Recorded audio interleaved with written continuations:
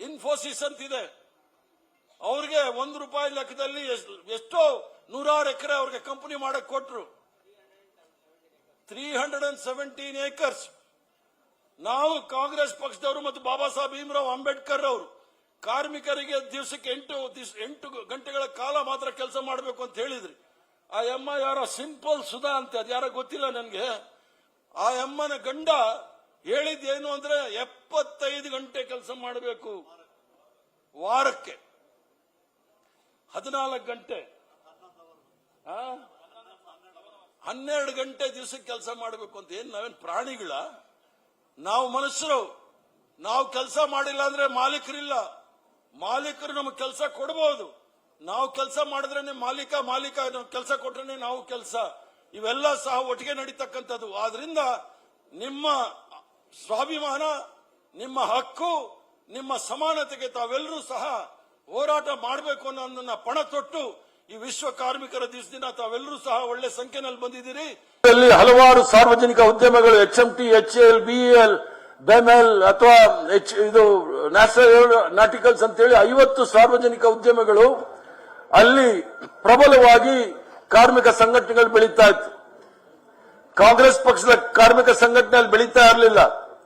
Communist ಅವರು ಎಲ್ಲೋ ಒಂದು ಕಡೆ, ಬಿಜೆಪಿ ಅವರು HMS ಇರೋದು, ಅದು ಬಿಟ್ಟರೆ ಯಾವುದೇ ಸಂಘಟನೆಗಳು ನಮಗೆ ಕಾಣ್ತಾ ಇರಲಿಲ್ಲ. ಆದರೆ 1974ನೇ ಇಸ್ವಿನಲ್ಲಿ ರೇವಣ್ಣನವರಿಗೆ ಚೆನ್ನಾಗಿ ಗೊತ್ತಿದೆ, ಮೇ 7ನೇ ತಾರೀಕು 1974 ಮೇ 7ರಿಂದ ಮೇ 29ರವರೆಗೂ ಜಾರ್ಜ್ ಫೆರ್ನಾಂಡಿಸ್ ರವರು ಇಡೀ ರಾಷ್ಟ್ರದಲ್ಲಿ ರೈಲ್ವೆ ಕಾರ್ಮಿಕರ ಒಂದು ಮುಷ್ಕರವನ್ನ ಘೋಷಣೆ ಮಾಡಿದ್ರು. ರಾಷ್ಟ್ರಕ್ಕೆ ಆದಂತ ನಷ್ಟ ಎಷ್ಟಾಗಿದೆ ಅಂತ ಹೇಳಿದ್ರೆ, ಕಾರ್ಮಿಕರ ಪರ ಹೋರಾಟ ಮಾಡಲಿಲ್ಲ ಅವರು.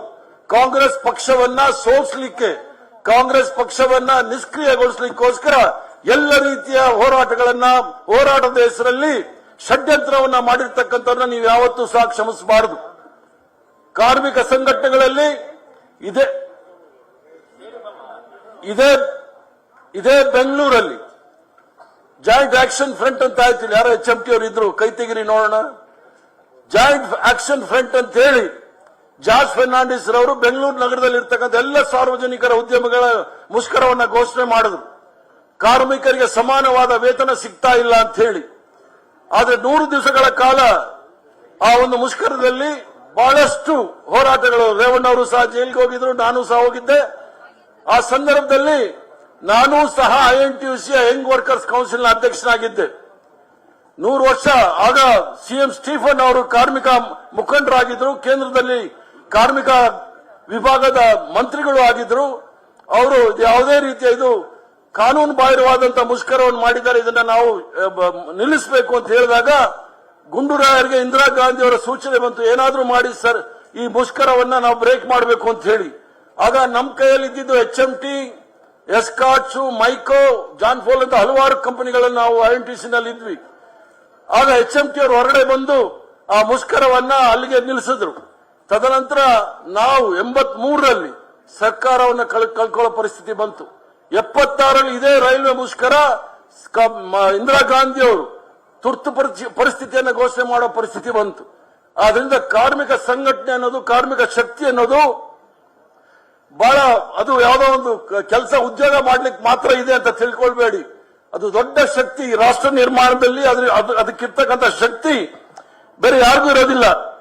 ಅದರಿಂದ ತಾವು ಮಾಡಬೇಕಾಗಿರ್ತಕ್ಕಂಥ ಕೆಲಸ, ಹಲವಾರು ವಿಚಾರಗಳನ್ನ ನಾವು ಬಹಳಷ್ಟು ಯೋಚನೆ ಮಾಡಬೇಕಾಗುತ್ತೆ.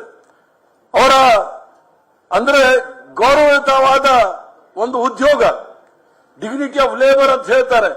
ನಾನು ಯಾವುದೋ ಒಂದು ಕಾಂಗ್ರೆಸ್ ಆಫೀಸಲ್ಲಿ ಕೆಲಸ ಮಾಡ್ತಾ ಇದ್ದೇನೆ ಅಂದ್ರೆ ಅದು ಕನಿಷ್ಠವಾದ ಕೆಲಸ ಅಲ್ಲ, ಉತ್ಕೃಷ್ಟವಾದ ಕೆಲಸ ಅಂತ ನಾವು ತಿಳ್ಕೊಳ್ಬೇಕು.